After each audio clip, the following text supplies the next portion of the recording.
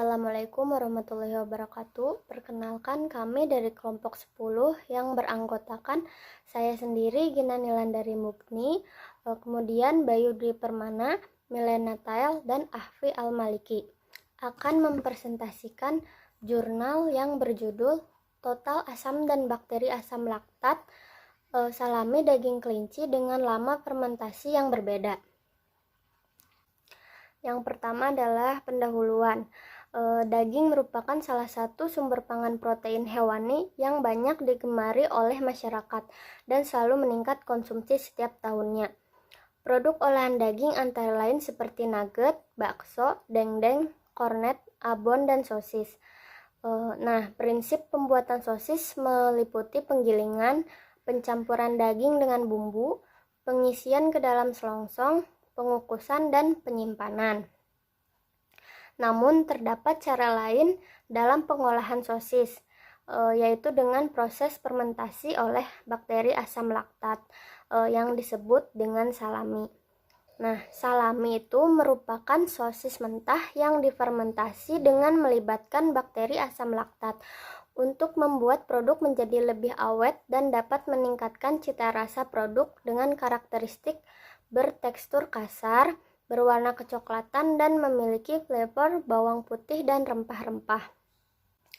Bakteri yang digunakan untuk proses fermentasi adalah bakteri pembentuk asam laktat.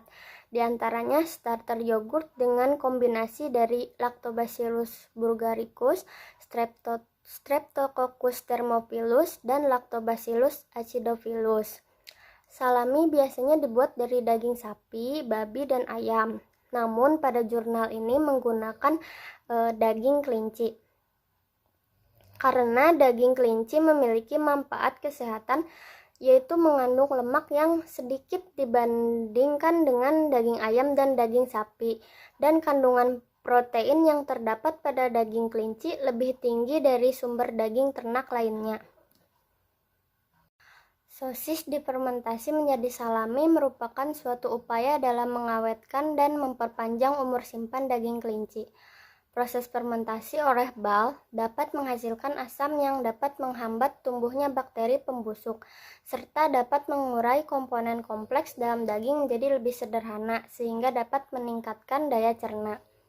Selanjutnya yaitu metode pembuatan kultur bakteri asam laktat. Yang pertama yaitu susu bubuk skim dilarutkan dalam air, kemudian dipasteurisasi dengan suhu 72 Celcius selama 15 detik. Selanjutnya diturunkan suhunya menjadi 42 Celcius, lalu diinokulasikan secara steril starter freeze dried yang terdiri dari campuran L. bulgaricus, S. thermophilus, dan L. acidophilus sebanyak 2%. Campuran susu skim dengan starter diinkubasi pada suhu 37 Celcius selama 4,5 jam hingga terbentuk penggumpalan tanpa sineresis yang kemudian disebut dengan model kultur. Tahap selanjutnya ini sama seperti tahap pertama tadi, yaitu susu bubuk skim dilarutkan dalam air, kemudian dipasteurisasi dengan suhu 72 Celcius selama 15 detik. Selanjutnya diturunkan suhunya menjadi 42 Celcius.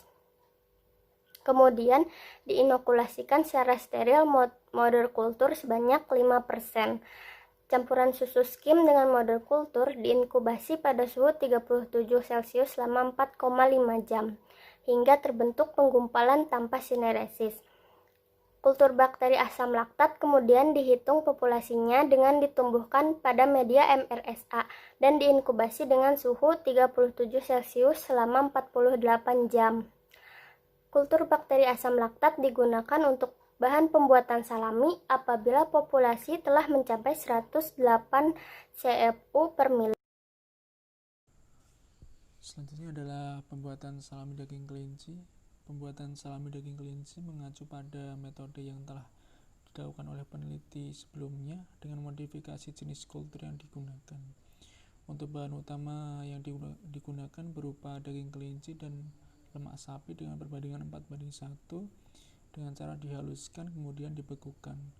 Untuk campuran tersebut kemudian ditambahkan 20% isolate soy protein, 3% garam NPS, 1,875% gula pasir, 1,875% bawang putih halus, 0,75% lada bubuk, 0,75% ketumbar bubuk, 0,75% jahe bubuk, 0,375% pala bubuk, 0,375% penyedap rasa, dan 2% bulk culture bakteri asam laktat dalam food processor, di mana persentase bahan berdasarkan total berat bahan utama.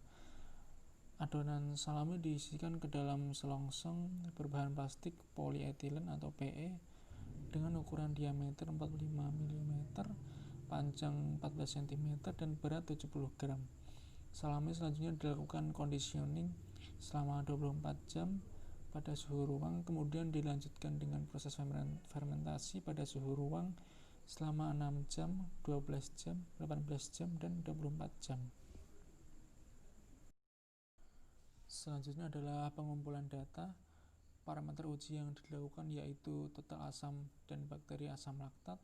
Total asam diuji dengan menggunakan titrasi atau disebut TAT atau total asam tertitrasi, mengacu pada Prastujati et al. 2018. Total bakteri asam laktat menurut Mutmainah 2016 dengan metode total blood count atau TBC secara deskriptif. Selanjutnya adalah pengolahan dan analisis data.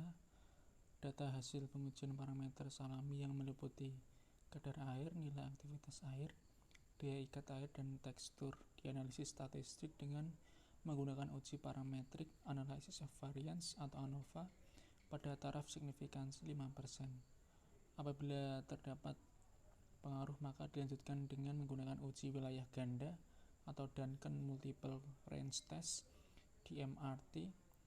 Analisis data menggunakan program SPSS versi 23.0 for Windows. Ya, di sini saya akan coba menjelaskan hasil dan pembahasan total asam. Pengujian salami daging kelinci dilakukan dengan dua pengukuran, yaitu pengukuran total asam dan bakteri asam laktat. Rataan nilai pengujian total asam pada penelitian disajikan pada tabel 1. Hasil analisis varian ANOVA pada penelitian ini menunjukkan bahwa perlakuan lama waktu fermentasi berpengaruh nyata terhadap total asam. Hasil uji lanjut wilayah ganda Duncan menunjukkan perbedaan antar perlakuan fermentasi selama waktu 6 jam, 12 jam, 18 jam, dan 24 jam. Semakin lama waktu fermentasi, maka persentase total asam semakin meningkat karena proses fermentasi oleh bakteri asam laktat.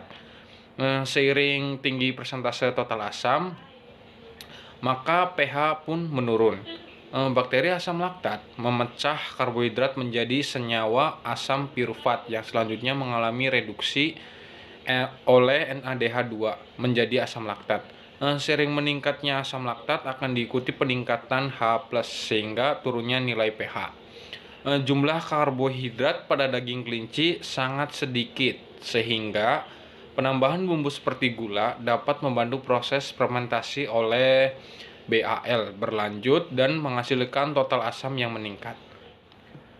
Asam laktat yang dihasilkan dari proses fermentasi berguna sebagai pengawet alami. Menurut pendapat Rusmana et al. Pada tahun 2012 yang menyatakan bahwa asam laktat bersifat bakteriosin dalam produk. Mengapa? Karena bersifat asam dengan nilai pH 4, sehingga dapat menyebabkan gangguan permeabilitas membran luar bakteri E. coli, Pseudomonas aeruginosa, dan Salmonella entericia serovar typhimurium. Selain menghambat bakteri, pembusuk, dan patogen, asam laktat memiliki kemampuan menghambat tumbuhnya kapang. Hal ini sesuai dengan pendapat Damayanti et al. Pada tahun 2015 yang menyatakan bahwa prinsip asam laktat dalam mencegah kapang tumbuh melalui mekanisme penurunan pH produk pangan dan karakteristik lipotik undisosiasi yang dapat berpenetrasi melalui dinding sel kapang. Nah, di sini ada tabel 1, hasil analisa total asam dan total plate count bakteri asam laktat. Dapat kita lihat pada perlakuan 6 jam, total asam dihasilkan 5,40 plus minus 0,41 dan TPC dihasilkan 7,48. Lalu pada perlakuan 12 jam, total asam dihasilkan 5,97 plus minus 0,37 dan TPC dihasilkan 6,66. Lalu pada perlakuan 18 jam, total asam dihasilkan 7,05 plus minus 0,20 dan TPC dihasilkan 6,30. Lalu pada perlakuan 24 jam, total asam dihasilkan 7,72 plus minus 0,37 dan TPC dihasilkan sebesar 0,08. Nah, pada tabel 1 dapat disimpulkan semakin lamanya perlakuan fermentasi, maka semakin meningkat persentase total asam dikarenakan adanya bakteri asam laktat. Baik, selanjutnya kita ke total plate count. Pengujian total bakteri asam laktat menggunakan metode TPC dengan media MRSA. Salami disimpan pada suhu ruang 6 jam, 12 jam, 18 jam, dan juga 24 jam. Kemudian dihitung total bakteri asam laktat. Data yang diambil secara duplo diinterpretasi dengan standar plate count yang disajikan pada tabel 1 yang menunjukkan lama waktu fermentasi menunjukkan peningkatan total bakteri asam laktat pada salami daging kelinci. Total bakteri asam laktat meningkatkan seiring lama waktu fermentasi. Hal ini sesuai dengan pendapat dari Yuliana 2020 yang menyatakan bahwa pertumbuhan bakteri dimulai dari fase adaptasi dan akan meningkat secara logaritmik di fase eksponensial dengan waktu tertentu sampai jumlah konstan dan dapat mengalami penurunan. Faktor yang berpengaruh terhadap pertumbuhan bakteri adalah nilai AW, penambahan NaCl dan nitrit yang mampu menghambat pertumbuhan bakteri patogen. Menurut Setiawan et al. 2013, pertumbuhan BAL dipengaruhi oleh jumlah awal bakteri, asam laktat, dan mikroorganisme pesaing, suhu fermentasi, dan konsentrasi garam. Pemberian garam NPS berperan dalam pengawetan pengolahan daging. Selanjutnya, menurut Agustina et al. 2016, sodium nitrit merupakan garam yang digunakan sebagai pengawet dan daging yang bertujuan untuk menghambat pertumbuhan bakteri Chlorotidium botulium. Selain menghasilkan asam laktat, bakteri asam laktat menghasilkan senyawa bakterionisin yang dapat menghambat pertumbuhan bakteri pembusuk dan patogen, sehingga dapat meningkatkan daya awet salami daging kelinci. Menurut Koiriah dan Ardianingsih 2014, BAL menghasilkan senyawa antimikroba antara lain seperti asam organik, hidrogen peroksida, dan bakteriosin.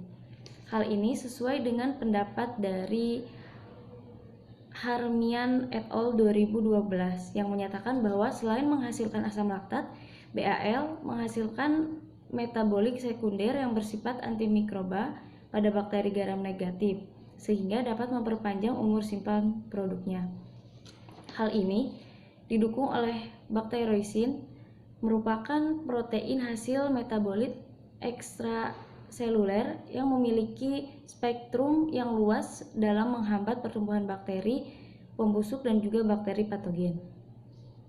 Sehingga dengan meningkatnya jumlah BAL yang tinggi, maka akan menghasilkan senyawa bakteriosin. Senyawa bakteriosin dapat meningkatkan keamanan pangan. Menurut pendapat Barbosa et al. 2015 yang menyatakan bahwa bakteriosin bermanfaat sebagai bahan pengawet dalam produk fermentasi dan dapat digunakan sebagai alternatif teknologi untuk pengawetan kimia, sesuai dengan peningkatan permintaan akan makanan dengan sedikit ataupun tanpa adiktif. Untuk kesimpulan jurnal yang kami bahas yaitu pengujian total asam dan bakteri asam laktat pada salami daging kelinci mengalami peningkatan seiring lama waktu fermentasi. Namun perlakuan 24 jam jumlah total bakteri asam laktat melebihi standar konsumsi.